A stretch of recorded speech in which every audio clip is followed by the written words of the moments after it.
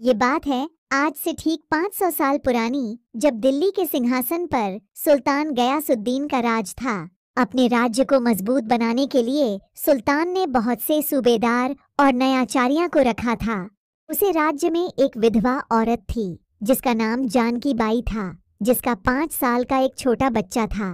जानकी मंदिर के बाहर भीख मांग के अपना और अपने बच्चों का पेट भरती थी।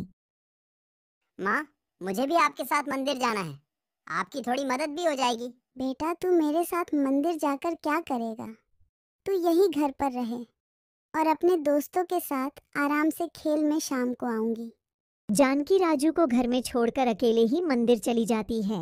एक दिन सुल्तान अपने बगीचे में टहल रहे होते हैं कि तभी उन्हें पेड़ पर एक सुंदर चिड़िया बैठी हुई दिखाई पड़ती है। चिड़िया को देखकर सुल्तान कहते हैं, अरे यह चिड़िया कितनी सुंदर है। अगर मैं इसे कैद करके रानी को दूं तो वह बेहद खुश होगी। इतना कहते ही सुल्तान गयासुद्दीन अपना धनुष उठाते हैं और चिड़िया की ओर अपना निशाना साधते हैं, लेकिन सुल्तान का निशाना चूक जाता है और चिड़िया वहां से उड़ जाती है। अरे यह क्या? यह तो मेरे निशाने से चूक गई। चलो कोई बात नहीं, अगली बार मैं इसे अपने पिंजरे में जरूर कैद करूंगा। इतना कहकर सुल्तान वहां से चले जाते हैं, लेकिन वह इस बात से अनजान होते हैं कि उनका निशाना चूका नहीं था। उनका तीर जाकर जानकी के बेटे राजू को लगा था और उसकी वहीं पर मौत हो गई। शाम को जब जानकी घर लौटती है वह तो अपने सामने राजू की लाश को देखकर वह कुछ समझ नहीं पाती और उसके पास जाकर रोने लगती है। राजू बेटा उठ, ये क्या हुआ तुझे? उठ बेटा, देख मैं आ गई। हे भगवान, यह क्या क्या तूने मेरा एक ही तो सहारा था, वह भी तूने छीन लिया। अब मैं किसके सहारे जीऊं? जिसने भी यह क्या है, मैं उसे कभी माफ नहीं करूंगी। इकलौता बेटा मेरा मेरे बुढ़ापे का सहारा था, मैं उसे कभी माफ नहीं करूंगी। जानकी इतना कह ही रही होती है कि तभी उसकी नजर राजू के गले में लगे हुए तीर की ओर जाती है। जानकी वह तीर देखकर कहती है, अरे ये तीर तो राजघराने का लगता है। यहाँ सुल्तान अक्सर अपने धनुष का अभ्यास करते हैं। लगता है मेरे बेटे की हत्या उन्होंने की है। हे भगवान, अब मुझे न्याय कौन दिलाएगा? सुल्तान के आगे कौन मुझे न्याय दिला सकता है? जानकी इतना सोच रही होती है तभी उन्हें न्यायाचार्य सुखदेव जी का ख्याल आता है। सुखदेव जी, वह मुझे जरूर न्याय दिलाएंगे। मैं कल सुबह उनके पास जाऊंगी। अगली सुबह जानकी देवी सुखदेव जी के न्यायाचार्य में जाती है। जानकी को रोता हुआ देखकर सुखदेव जी उससे पूछते हैं, क्या हुआ है आपके साथ? आप क्यों रो रहे हैं? सुखदेव जी, मैं यहाँ आपसे न्याय मांगने आई हूँ।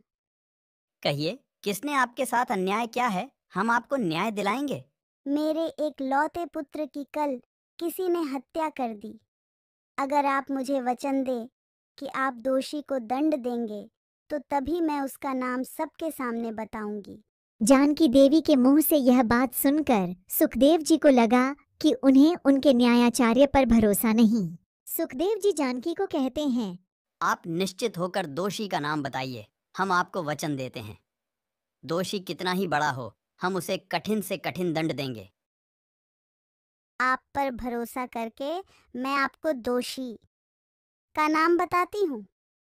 दोषी है सुल्तान गयासुद्दीन। सुखदेव जी इस बारे में थोड़ा सोचते हैं और सुल्तान को अपने न्यायाचार्य में आने का बुलावा भेजते हैं। कुछ समय बाद सुल्तान दरबार में पधारते हैं। क्या हुआ सुखदेव जी, आपने मुझे बुलाया? जहां पनाह यह औरत कह रही है कि आपने इसके इकलौते पुत्र की हत्या की है, क्या यह बात सत्य है? क्या ये आप क्या कह रहे हैं सुखदेव जी? हम भला इसके पुत्र की हत्या क्यों करेंगे? जहां पनाह यह औरत झूठ नहीं बोल रही है। इसके पुत्र के गले में आपके धनुष का तीर मिला है। अगर वह तीर आपने नहीं चलाया तो फिर किसने चलाया? सुखदेव जी से यह सुनकर सुल्तान को कल की बात याद आती है।